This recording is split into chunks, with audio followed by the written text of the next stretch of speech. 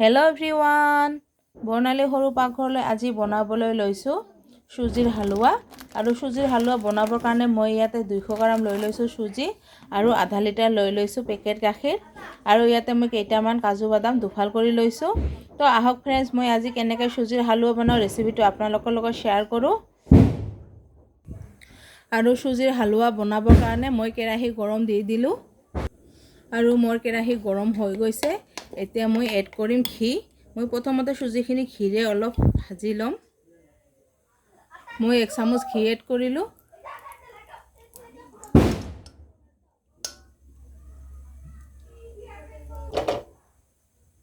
মই এতিয়া এড কৰিছোঁ চুজিখিনি আৰু এতিয়া মই চুজিখিনি ল' ফ্লেমত মিনিমাম 5 মিনিটমান ভাজি ল'ম।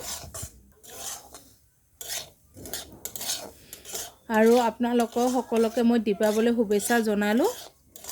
আৰু আজি দীপাৱলীৰ কাৰণে মিঠা বনাব লাগে, সেইকাৰণে মই চুজিৰ হালোৱা অলপ বনাই লৈছোঁ মিঠা।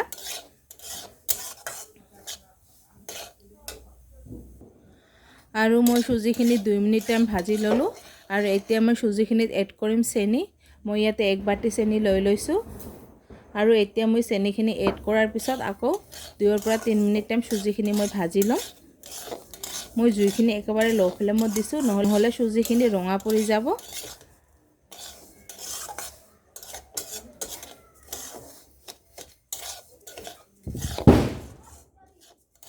আৰু যিহেতু দীপাৱলী, সেইকাৰণে চাৰিওফালে বম ফুটি আছে।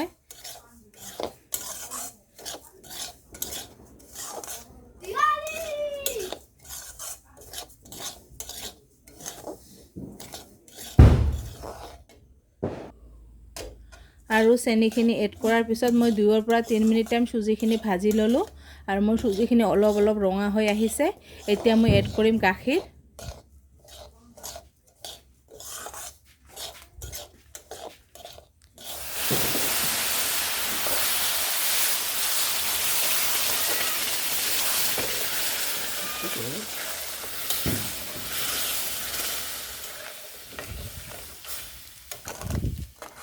মই ½ লিটাৰ গাখীৰ গোটেইখিনি এড কৰিলোঁ চুজিখিনিত।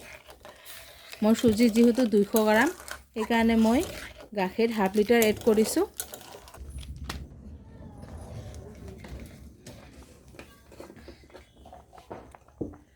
মই কাজু বাদামকেইটা এড কৰিছোঁ।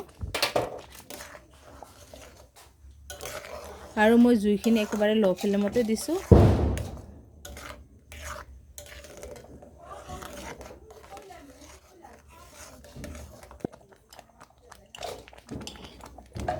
আৰু এতিয়া মই আকৌ আধা চামুচ ঘি এড কৰিছোঁ।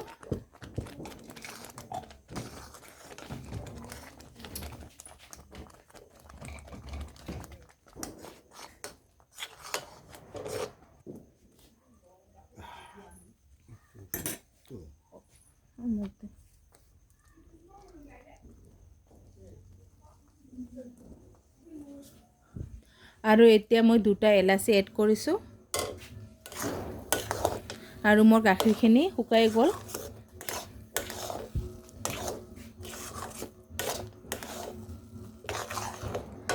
আৰু এতিয়া মই গেছৰ জুইখিনি অলপ বঢ়াই দিছোঁ।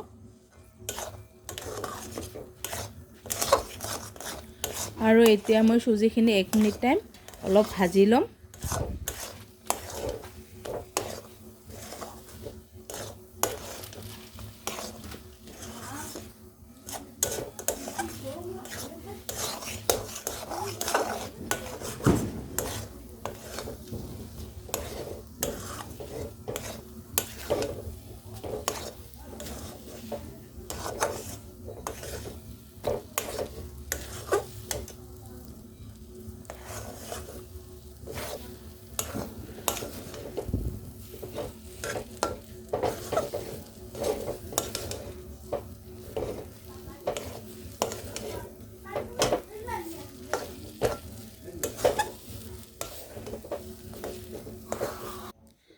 আৰু হৈ গ'ল মোৰ চুজিৰ হালোৱা। গাখীৰখিনি যিহেতু শুকাই গৈছে, আৰু গাখীৰখিনি এড কৰাৰ পিছত মই আকৌ 1 পৰা 1.5 মিনিট টাইম চুজিখিনি শুকাই ল'লোঁ।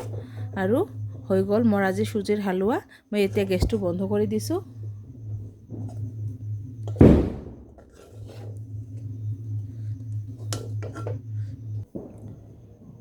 তো ফ্ৰেণ্ডছ এয়া চাওক হৈ গ'ল মোৰ চুজিৰ হালোৱা মই এটা বাটিত পৰিৱেশন কৰি দেখুৱাইছোঁ আৰু আপোনালোকে মোৰ এই চুজিৰ হালোৱাৰ ৰেচিপিটো এবাৰ ঘৰত নিশ্চয় ট্ৰাই কৰি চাব আৰু আজি মোৰ ভিডিঅ'টো ভাল লাগিলে লাইক কমেণ্ট শ্বেয়াৰ কৰিব আৰু পিছলৈ মোৰ ভিডিঅ' চাবৰ কাৰণে মোৰ চেনেলটো ছাবস্ক্ৰাইব কৰিব ধন্যবাদ।